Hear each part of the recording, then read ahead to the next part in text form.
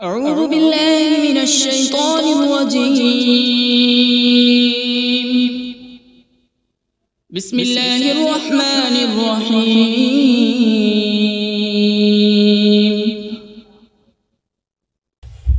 اللہ کے نام سے شروع جو نہایت مہربان رحمت والا ہے۔ الرحمن علم القرآن. رحمان نے اپنے محبوب کو قرآن سکھایا۔ تفسیر میں ہے کہ حضور صلی اللہ تعالی علیہ وآلہ وسلم کے پاس قرآن پاک بظاہر حضرت جبرائیل علیہ السلام کے ذریعے آیا، لیکن در حقیقت اللہ تعالی نے اپنے محبوب صلی اللہ تعالی علیہ وآلہ وسلم کو سارا قرآن سکھایا ہے۔ خلق الإنسان علمه البيان.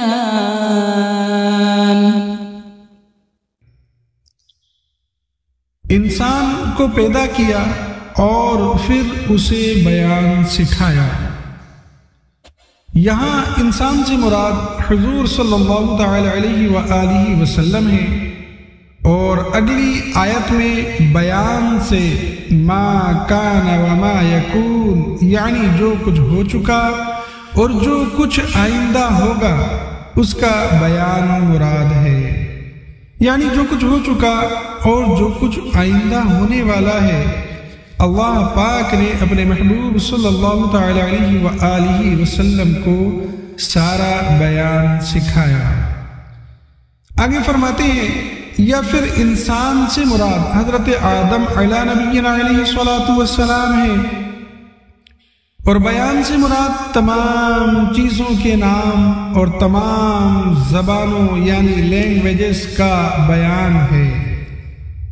یا پھر یہاں انسان سے مراد جن سے انسان ہے، اور بیان سے مراد جو آپس میں بات کرنے گفتگو کرنے کی صلاحیت ہے وہ ہے کہ اس کی بات کرنے کی وجہ سے انسان دیگر حیوانوں سے ممتاز ہوا۔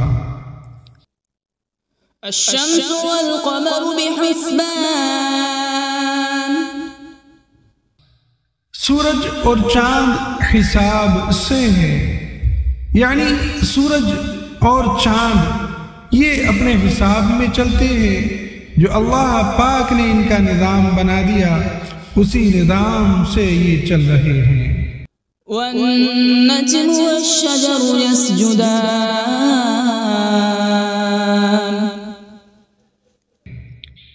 اور بغیر تنے والی نباتات اور درخت سجدہ کرتے ہیں۔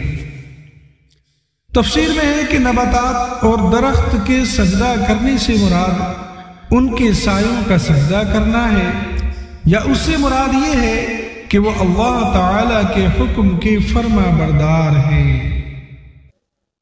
والسماء رفعها ووضع الميزان. ألا تطغوا في الميزان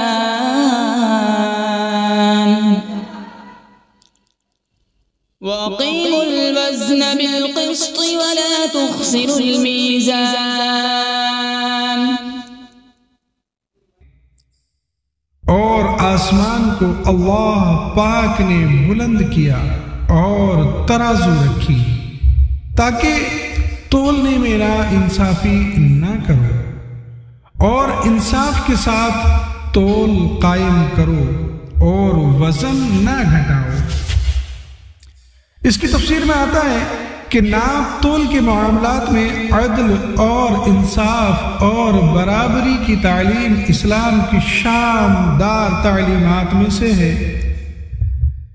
اس کی اہمیت کا اندازہ اس سے لگایا جا سکتا ہے کہ ناپ تول میں نا انصافی سے معاشرے میں جھگڑے فسادات برپا ہوں گے، باہمی بغض اور عناد بھی پیدا ہوگا، اور یہ چیزیں معاشرتی امن کو تباہ و برباد کر دیتی ہیں۔ اور فرمایا کہ اللہ پاک نے ترازو رکھی تاکہ میزان عمل اس کو دیکھ کر یاد آتا رہے۔ وَالْأَرْضَ وَضَعَهَا لِلْأَنَامِ فِيهَا فَاكِهَةٌ وَالنَّخْلُ ذَاتُ الْأَكْمَامِ،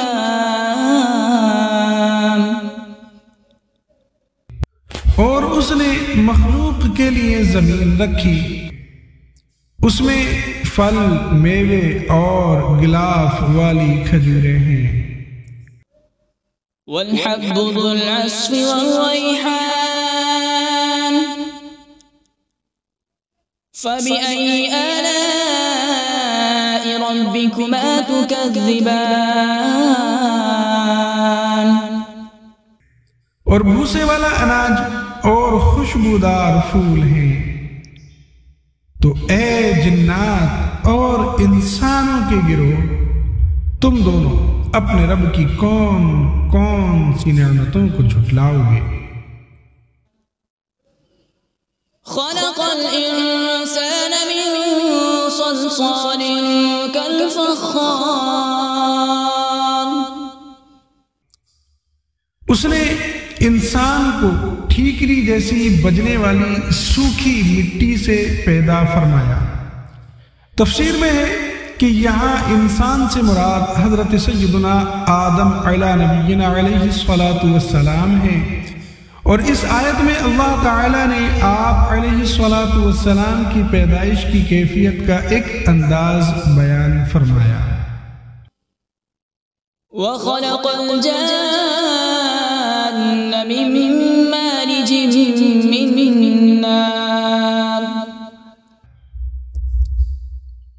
اور اس نے جن کو بغیر دھوئیں والی آگ کے خالص شعلے سے پیدا کیا، یعنی ایسے آگ کے شعلے سے پیدا کیا جس میں دھواں نہیں۔ فَبِأَيِّ آلَاءِ رَبِّكُمَا تُكَذِّبَانِ، تو اے جنات و انسان، تم دونوں اپنے رب کی کون کون سی نعمتوں کو جھٹلاؤ گے؟ رب المشرقین ورب المغربین، وہ دونوں مشرقوں کا رب ہے اور دونوں مغربوں کا رب ہے۔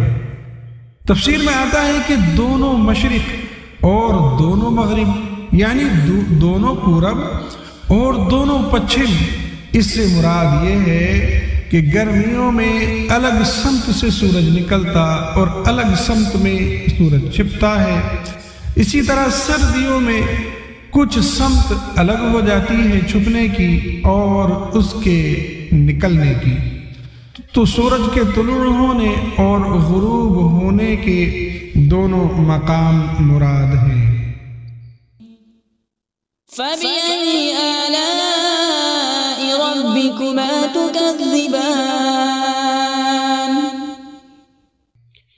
تو تم دونوں اپنے رب کی کون کون سی نعمتوں کو جھٹلاؤ گے؟ مرج البحرین یلتقیان، اس نے دو سمندر بہائے کہ دونوں ملے ہوئے لگتے ہیں۔ تفسیر میں ہے کہ ان سے مراد میٹھے اور کھاری دو سمندر ہیں جنہیں ایسے بہایا گیا ہے کہ دیکھنے میں ان کی سطح آپس میں ملی ہوئی لگتی ہے، یعنی بالکل ایک جیسی لگتی ہے، کیونکہ ان کے درمیان ان کے بیچ میں فاصلہ کرنے کے لیے کوئی بھی ظاہری طور پر چیز نظر نہیں آتی۔ بینہما برزخ لا یبغیان، ان کے درمیان ایک آڑ ہے کہ وہ ایک دوسرے کی طرف بڑھ نہیں سکتے۔ تفسیر میں ہے کہ اللہ تعالیٰ کی قدرت سے ان کے درمیان ایک آڑ ہے جس کی وجہ سے وہ ایک دوسرے کی طرف بڑھ نہیں سکتے، بلکہ ہر ایک اپنی حد پر رہتا ہے اور دونوں میں سے کسی کا بھی ذائقہ مزہ تبدیل نہیں ہوتا۔ فبأي آلاء ربكما تكذبان؟ تو تم دونوں اپنے رب کی کون کون سی نعمتوں کو جھٹلاؤ گے؟ يخرج منهما اللؤلؤ والمرجان فبأي آلاء ربكما تكذبان؟ ان سمندروں سے موتی اور مرجان نکلتا ہے۔ تو اے جنات و انسان، تم دونوں اپنے رب کی کون کون سی نعمتوں کو جھٹلاؤ گے؟ وَلَهُ الْجَوَارِ الْمُنشَآتُ فِي الْبَحْرِ كَالْأَعْلَامِ، اور دریا میں پہاڑوں جیسی اٹھتی ہوئی کشتیاں یہ اسی کی ہیں۔ تفسیر میں ہے کہ اس سے مراد یہ ہے کہ جن چیزوں سے وہ کشتیاں بنائی گئی وہ بھی اللہ تبارک و تعالی نے پیدا کی، اور ان چیزوں کو آپس میں جوڑنے، کشتی بنانے اور کاریگری کرنے کی عقل بھی اللہ تبارک و تعالی نے ہی پیدا کی، اور دریاؤں میں ان کشتیوں کا چلنا اور تیرنا یہ سب اللہ پاک کی قدرت سے ہے۔ فَبِأَيِّ آلَاءِ رَبِّكُمَا تُكَذِّبَانِ؟ تو تم دونوں اپنے رب کی کون کون سی نعمتوں کو جھٹلاؤ گے؟ كُلُّ مَنْ عَلَيْهَا فَانٍ وَيَبْقَى وَجْهُ رَبِّكَ ذُو الْجَلَالِ وَالْإِكْرَامِ فَبِأَيِّ آلَاءِ رَبِّكُمَا تُكَذِّبَانِ؟ زمین پر جتنی مخلوق ہے یہ سب فنا ہونے والی ہے، اور تمہارے رب کی عظمت اور بزرگی والی ذات یہ باقی رہے گی۔ تو اے جنات اور انسان، تم دونوں اپنے رب کی کون کون سی نعمتوں کو جھٹلاؤ گے؟ يَسْأَلُهُ مَن فِي السَّمَاوَاتِ وَالْأَرْضِ كُلَّ يَوْمٍ هُوَ فِي شَأْنٍ فَبِأَيِّ آلَاءِ رَبِّكُمَا تُكَذِّبَانِ؟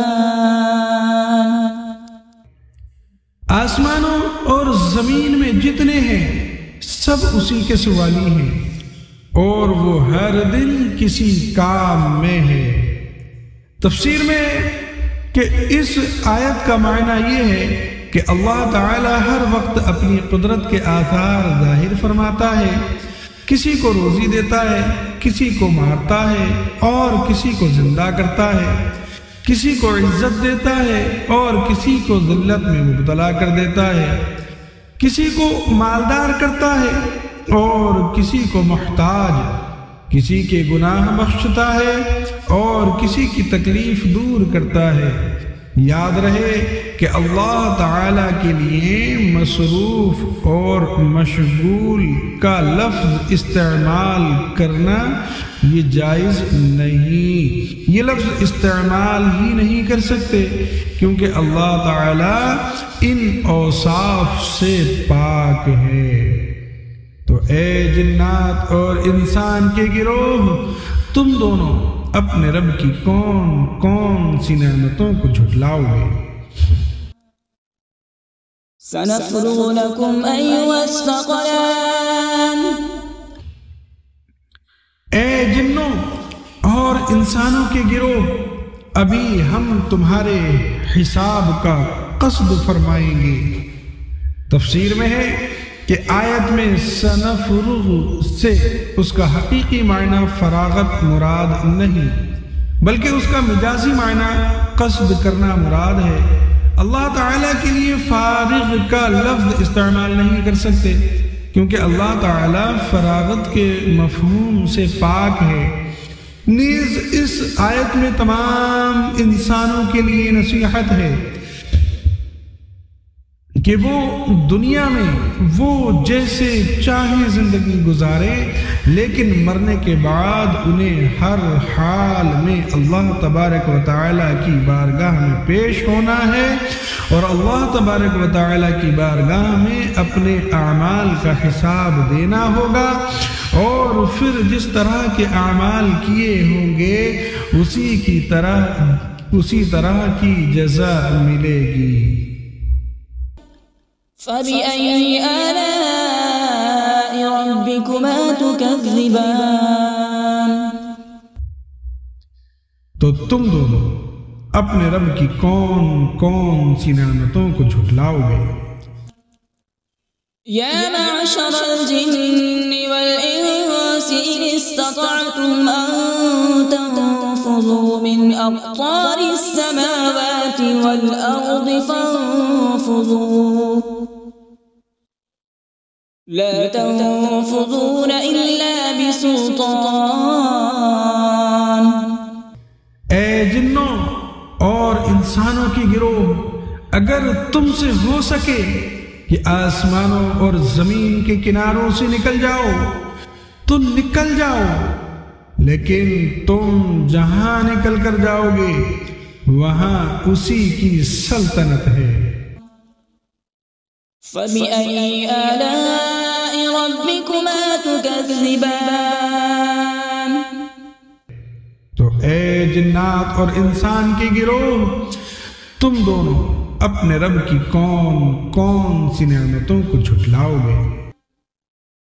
يرسل عليكما شواظ من نار ونحاس فلا تنتصران۔ فبأي آلاء ربكما تكذبان؟ تم پر آگ کا بغیر دھوئیں والا خالص شعلہ اور بغیر شعلے والا خالص دھواں بھیجا جائے گا، تو تم ایک دوسرے کی مدد نہ کر سکو گے۔ تو اے جنات اور انسان کے گروہ، تم دونوں اپنے رب کی کون کون سی نعمتوں کو جھٹلاؤ گے؟ فإذا انشقت السماء فكانت وردة كالدهان۔ فبأي آلاء ربكما تكذبان؟ پھر جب آسمان پھٹ جائے گا تو گلاب کے پھول جیسا سرخ ہو جائے گا جیسے سرخ چمڑا۔ تو اے جنات و انسان، تم دونوں اپنے رب کی کون کون سی نعمتوں کو جھٹلاؤ گے؟ فيومئذ لا يسأل عن ذنبه إنس ولا جان۔ تو اس دن کسی آدمی اور جن سے اس کے گناہ کے متعلق نہیں پوچھا جائے گا۔ اس کی تفسیر میں ہے کہ قیامت میں جنوں اور انسانوں سے سوال ہوں گے۔ اس آیت میں جو سوال کی نفی ہے اس کی علماء نے متعدد تعویلات بیان کی ہیں، جن سے ایک یہ ہے کہ جب لوگ قبروں سے اٹھائے جائیں گے اور آسمان پھٹے گا تو اس دن فرشتے مجرموں سے دریافت نہیں کریں گے، مجرموں سے ان کے اعمال کے بارے میں نہیں پوچھیں گے، بلکہ ان کی صورتیں دیکھ کر ہی پہچان لیں گے۔ ان سے سوال دوسرے وقت میں ہوگا جبکہ لوگ حساب کے مقام پر جمع ہو جائیں گے۔ فبأي آلاء ربكما تكذبان؟ تو اے جنات و انسان، تم دونوں اپنے رب کی کون کون سی نعمتوں کو جھٹلاؤ گے؟ يعرف المجرمون بسيماهم فيؤخذ بالنواصي والأقدام۔ فبأي آلاء ربكما تكذبان؟ مجرم اپنے چہروں سے پہچانے جائیں گے تو انہیں پیشانی اور پاؤں سے پکڑا جائے گا، تو تم دونوں اپنے رب کی کون کون سی نعمتوں کو جھٹلاؤ گے؟ هذه جهنم التي يكذب بها المجرمون يطوفون بينها وبين حميم آن فبأي آلاء ربكما تكذبان۔ یہ وہ جہنم ہے جسے مجرم جھٹلاتے تھے، جہنمی جہنم اور انتہائی کھولتے ہوئے پانی میں چکر لگائیں گے، تو تم دونوں اپنے رب کی کون کون سی نعمتوں کو جھٹلاؤ گے؟ وَلِمَنْ خَافَ مَقَامَ رَبِّهِ جَنَّتَانِ، اور جو اپنے رب کے حضور کھڑے ہونے سے ڈرے اس کے لیے 2 جنتیں ہیں۔ تفسیر میں آتا ہے کہ اس آیت کا معنی یہ ہے کہ جسے دنیا میں قیامت کے دن اپنے اللہ پاک کے حضور حساب کی جگہ میں حساب کے لیے کھڑے ہونے کا ڈر ہو اور گناہ چھوڑ دے اور فرائض کی بجا آوری کرے، تو اس کے لیے آخرت میں اللہ پاک 2 جنتیں عطا فرمائے گا۔ فَبِأَيِّ آلَاءِ رَبِّكُمَا تُكَذِّبَانِ۔ تو اے جنات اور انسان کے گروہ، تم دونوں اپنے رب کی کون کون سی نعمتوں کو جھٹلاؤ گے؟ ذَوَاتَا أَفْنَانٍ فَبِأَيِّ آلَاءِ رَبِّكُمَا تُكَذِّبَانِ۔ کہ وہ شاخوں والی ہیں، تو تم دونوں اپنے رب کی کون کون سی نعمتوں کو جھٹلاؤ گے؟ فِيهِمَا عَيْنَانِ تَجْرِيَانِ فَبِأَيِّ آلَاءِ رَبِّكُمَا تُكَذِّبَانِ۔ ان میں 2 چشمے بہہ رہے ہیں، تو تم دونوں اپنے رب کی کون کون سی نعمتوں کو جھٹلاؤ گے؟ فِيهِمَا مِن كُلِّ فَاكِهَةٍ زَوْجَانِ۔ ان دونوں جنتوں میں ہر پھل کی 2 قسمیں ہیں۔ تفسیر میں ہے کہ 2 قسموں سے مراد یہ ہے کہ بعض وہ پھل ہیں جو دنیا میں دیکھے گئے اور بعض وہ عجیب و غریب پھل ہیں جو اس سے پہلے نہ کبھی کسی نے دیکھے، یا اس سے مراد یہ ہے کہ بعض پھل خشک ہیں اور بعض پھل تر ہیں، یا پھر فرمایا کہ اس سے مراد یہ ہے کہ بعض پھل خالص میٹھے اور بعض ترشی کی طرف مائل ہیں۔ فَبِأَيِّ آلَاءِ رَبِّكُمَا تُكَذِّبَانِ۔ تو تم دونوں اپنے رب کی کون کون سی نعمتوں کو جھٹلاؤ گے؟ متكئين على فرش بطائنها من استبرق وجنى الجنتين دان فبأي آلاء ربكما تكذبان۔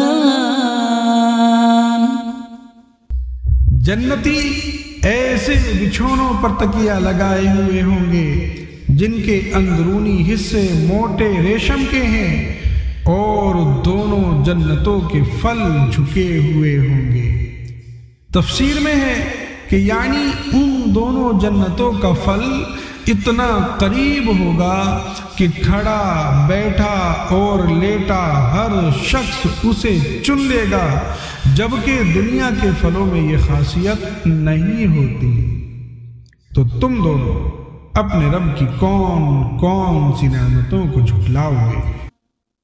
فيهن قاصرات الطرف لم يطمثهن إنس قبلهم ولا جان. ان جنتوں میں وہ عورتیں ہیں کہ شوہر کے سوا کسی کو آنکھ اٹھا کر نہیں دیکھتی، جنہیں ان کے شوہروں سے پہلے نہ کسی آدمی نے چھوا اور نہ کسی جن نے.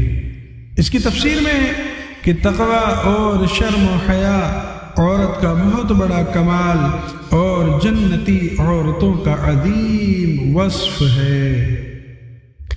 آگے فرمایا ان بیویوں سے مراد حور عین ہیں، کیونکہ وہ جنت میں پیدا کی گئی ہیں، اس لیے انہیں کسی نے نہیں چھوا ہوگا اور ان کے شوہر ہی انہیں چھوئیں گے. یہ بھی قول ہے کہ ان سے مراد دنیا کی عورتیں ہیں، انہیں دوبارہ کنواریاں پیدا کیا جائے گا اور پیدائش کے بعد انہیں کسی نے نہ چھوا ہوگا. فَبِأَيِّ آلَاءِ رَبِّكُمَا تُكَذِّبَانِ. تو اے جنات و انسان، تم دونوں اپنے رب کی کون کون سی نعمتوں کو جھٹلاؤ گے؟ كأنهن الياقوت والمرجان. فبأي آلاء ربكما تكذبان. گویا وہ لعل اور مرجان موتی ہیں. تو اے جنات و انسانوں کے گروہ، تم دونوں اپنے رب کی کون کون سی نعمتوں کو جھٹلاؤ گے؟ هل جزاء الإحسان إلا الإحسان. فبأي آلاء ربكما تكذبان. نیکی کا بدلہ نیکی ہے. تو اے جنات و انسان، تم دونوں اپنے رب کی کون کون سی نعمتوں کو جھٹلاؤ گے؟ ومن دونهما جنتان. اور ان کے علاوہ دو جنتیں اور ہیں. تفسیر میں ہے یعنی جن دو جنتوں کا ذکر اوپر گزرا ان کے علاوہ دو جنتیں اور بھی ہیں، مگر یہ دونوں ان پہلی جنتوں سے مرتبے اور مقام اور فضیلت میں کم ہیں. فبأي آلاء ربكما تكذبان. تو اے جنات و انسان، تم دونوں اپنے رب کی کون کون سی نعمتوں کو جھٹلاؤ گے؟ مدہامتان. وہ دونوں جنتیں نہایت سبز درختوں کی وجہ سے سیاہی کی جھلک دے رہی ہیں. یہ تفسیر میں ہے کہ سبز رنگ انتہائی خوشنما رنگ اور آنکھوں کے لیے بہت مفید ہے. حدیث پاک میں ہے کہ سبز رنگ کی طرف دیکھنے سے بصارت میں اضافہ ہوتا ہے. فبأي آلاء ربكما تكذبان. تو تم دونوں اپنے رب کی کون کون سی نعمتوں کو جھٹلاؤ گے؟ فيهما عينان نضاختان. فبأي آلاء ربكما تكذبان. ان میں دو چھلکتے ہوئے چشمے ہیں. تو تم دونوں اپنے رب کی کون کون سی نعمتوں کو جھٹلاؤ گے؟ فيهما فاكهة ونخل ورمان. فبأي آلاء ربكما تكذبان. ان جنتوں میں میوے اور کھجوریں اور انار ہیں. تو اے جنات و انسان کے گروہ، تم دونوں اپنے رب کی کون کون سی نعمتوں کو جھٹلاؤ گے؟ فيهن خيرات حسان. ان میں اچھے اخلاق والی حسین شکل والی عورتیں ہیں۔ تفسیر میں ہے کہ جنت میں اچھی عادت اور اخلاق والی اور حسین و جمیل عورتیں ہیں۔ یہاں اخلاقی اچھائی کو اللہ تعالیٰ نے پہلے ذکر کیا۔ اس سے معلوم ہوا کہ اچھی عادت اچھی صورت سے افضل ہے، لہذا نکاح کے لیے کسی عورت کا رشتہ دیکھتے وقت اس کے حسن و جمال کے مقابلے میں اس کی اچھی سیرت، اس کے اچھے کردار، اس کی دینداری اور اس کی اچھی عادات کو ترجیح دینا چاہیے۔ فَبِأَيِّ آلَاءِ رَبِّكُمَا تُكَذِّبَانِ، تو تم دونوں اپنے رب کی کون کون سی نعمتوں کو جھٹلاؤ گے؟ حور مقصورات فی الخیام، فَبِأَيِّ آلَاءِ رَبِّكُمَا تُكَذِّبَانِ، خیموں میں پردہ نشین حوریں ہیں، تو تم دونوں اپنے رب کی کون کون سی نعمتوں کو جھٹلاؤ گے؟ لم يطمثهن انس قبلهم ولا جان، ان کے شوہروں سے پہلے انہیں نہ کسی آدمی نے چھوا اور نہ کسی جن نے۔ تفسیر میں ہے یعنی جیسے ان سابقہ دو جنتوں کی حوریں اپنے جنتی شوہروں کے علاوہ جن اور انسانوں کے چھونے سے محفوظ تھیں، ایسے ہی اب مذکورہ دونوں جنتوں کی بھی حوریں انسان اور جنات کے چھونے سے محفوظ ہیں۔ فَبِأَيِّ آلَاءِ رَبِّكُمَا تُكَذِّبَانِ، تو تم دونوں اپنے رب کی کون کون سی نعمتوں کو جھٹلاؤ گے؟ متكئين على رفرف خضر وعبقري حسان، جنتی سبز قالینوں اور انتہائی خوبصورت بچھونوں پر تکیہ لگائے ہوئے ہوں گے۔ تفسیر میں آتا ہے کہ اللہ تعالیٰ کے حضور کھڑے ہونے سے ڈرنے والوں کو جو دو جنتیں عطا ہوں گی، ان کے جنتی بچھونوں کا ظاہری حال بیان نہیں کیا گیا، کیونکہ ان کے بچھونوں کی شان بہت بلند ہے اور ان کا ظاہری حال عقل اور فہم کے ادراک سے باہر ہے، یعنی یہ سمجھ سے باہر ہے، جبکہ دوسری دو جنتوں میں اہل جنت کو عطا ہونے والے بچھونوں کا ظاہری حال یہاں بیان کر دیا گیا۔ وہ سبز اور منقش ہوں گے، اس سے ان بچھونوں میں فرق صاف ظاہر ہو رہا ہے۔ فَبِأَيِّ آلَاءِ رَبِّكُمَا تُكَذِّبَانِ، تو تم دونوں اپنے رب کی کون کون سی نعمتوں کو جھٹلاؤ گے؟